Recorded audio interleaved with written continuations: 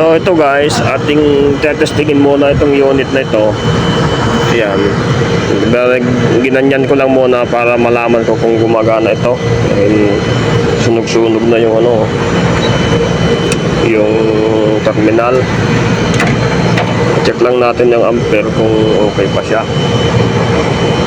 Dito natin nilagay. Okay din na to. Ayan. Idugsulin lang natin. Yun, okay pa siya guys. So, nasa 20. Ito. Ayan. Kapain natin yung tubo kung okay siya. Okay naman guys, medyo may lamig siya ng konti. Okay, malamig to. So, ang problema niya yung terminal block. Tapos dun sa baba. So, ito ngayon, putulin na natin tong supply ng coil para hindi na siya umandar. So, i-disconnect natin dito. Yun.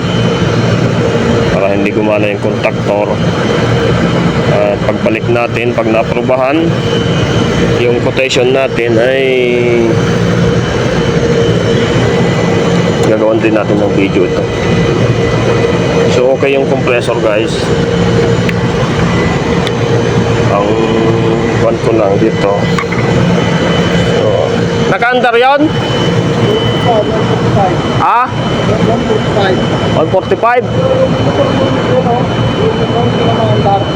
Dito? Oh.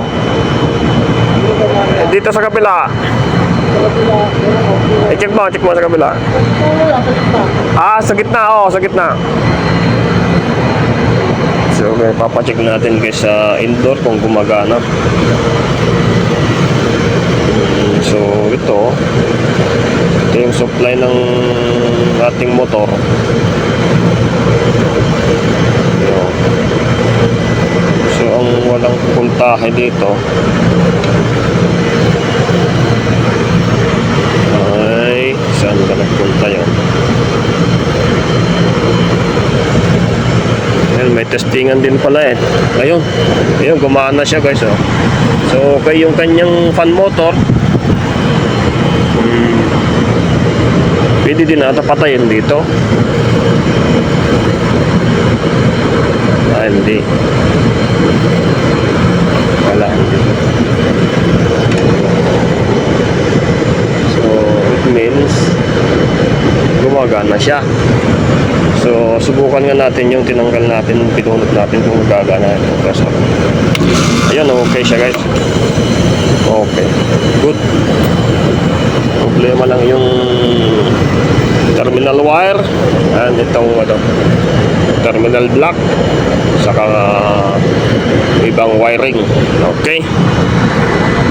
So yun guys, pinutol ko na yung supply nito para hindi na umandar muna doon. So lalagyan natin ng electrical tape ito, balutan natin para hindi maka aberya.